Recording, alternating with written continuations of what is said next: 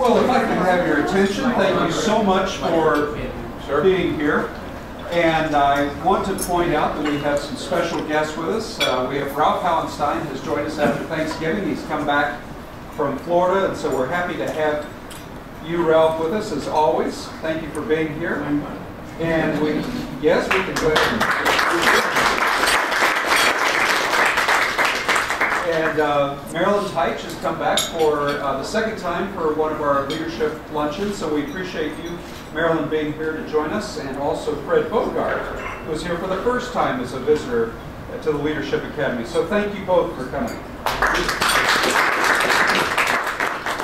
Well, I am utterly delighted to be able to introduce this month's speaker. Hilary Snell is somebody who is known to the Hauenstein Center, certainly.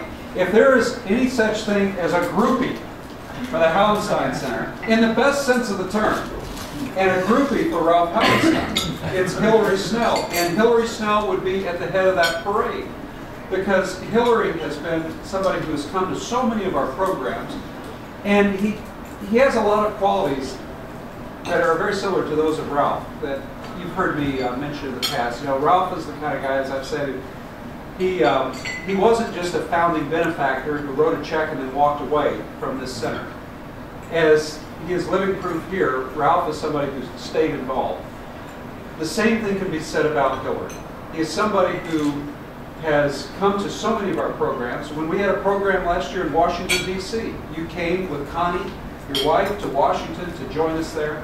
And I am just so pleased that somebody with Hilary's knowledge of leadership, his own personal leadership that he's shown, and his commitment to this community would throw his energy, his resources into the Hauenstein Center to the degree he has. He has certainly made my job a lot easier, and I really appreciate all the things that you've done, the energy, the ideas, and just your enthusiastic support for what we do. So a couple of very specific things that I wanted to point out to you about Hilary Snell. He's been a leader in many capacities. At Varnum, where he has worked for decades now. Now, you've been a lawyer here in town since 1959. Went to U of M Law School, came back to Grand Rapids, but you have been the CEO of Varnum. He has been the chair of the Michigan Natural Resources Commission, been the immediate past chair of the Board of Directors of Spectrum Health, chair of the Board of Directors of Priority Health, and he's been chair of the 5th Congressional District, in which capacity he got to observe and know President Gerald R. Ford, then Congressman Ford, to a remarkable degree. I had Hilary Snell come to my presidential studies class. I taught presidential history about a year and a half ago, and he came and gave a presentation in which he even brought his journal from the 1950s. And he knew people who later would become very prominent. He knew who JFK was, for example, as a senator back in the 50s. His diary entries talk about Kennedy. And of course, he knew who then Congressman Ford was. He's somebody who has seen leadership close up and in a lot of capacities. And it's in your capacity as a great teacher, really, for young people and inspiring in your own right, that we invited you here, and we thank you so much for your presentation today. So, ladies and gentlemen, please help me welcome Hilary Snell.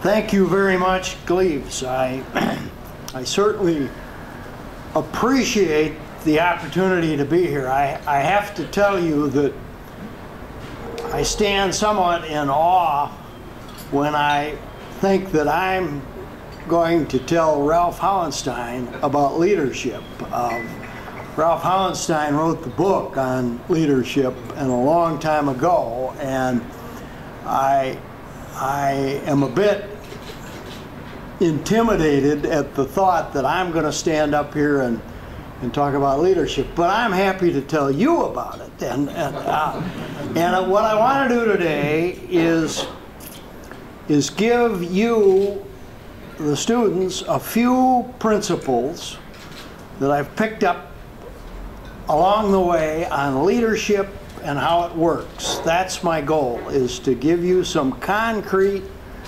suggestions as to what you can do if you want to be a leader. Leadership as a lawyer or an academician or a teacher or a dentist or a salesman or a politician or whatever is all subject to the same basic principles. There are obviously different skills of a technical nature involved in various endeavors, but given an understanding of those skills, the principles of leadership are, in my judgment, very similar. Next year I will have practiced law in Grand Rapids for 50 years. And Gleaves mentioned whether I started with Varnum. The truth is I've been with Varnum the whole time. Now there have been a series of mergers and changes, but essentially with that law firm. During the course of that career, I've been active in the management end of my profession as well as the community. And within my profession, I served, as Gleaves said, as managing partner or chairman of my law firm for 8 years and was a part of the management team for 14 years.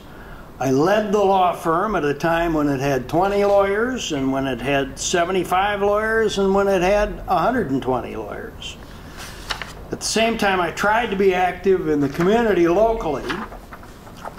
2 years after I graduated from law school, I began serving on the board and later as president of the Grand Rapids Child Guidance Clinic, which in the 1960s was a relatively early attempt to deal with children and their psychological problems at the preschool level.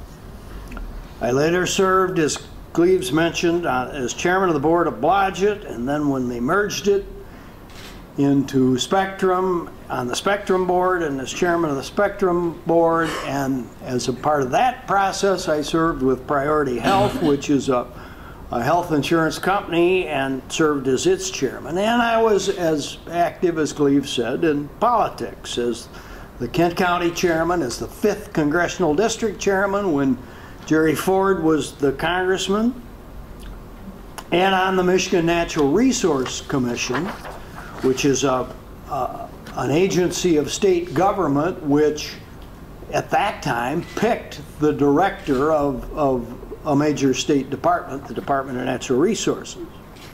Now what I've done just now is illustrate to you one of the basic principles of leadership. My assignment today is to talk to you about leadership. But personally, I don't just want to talk about leadership. I want to try to get you to accept some of my thoughts and my ideas on how you can be a leader. And I'll talk for 30 minutes or 40 minutes or something, and then I'm gone. So one of the first things I have to do if I'm going to be a leader with you today is to gain some credibility with you. You don't know me.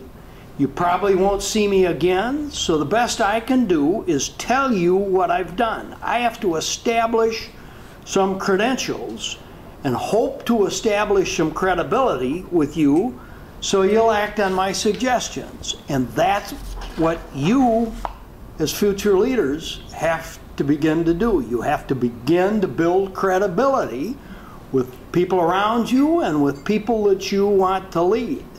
And you have to think about that and work at it every day. And that's one of the basic principles of leadership. I learned that. Well, I'm not sure. I'll take that with a question. How I learned that, maybe I'll take that later. But I have another point to make at the beginning.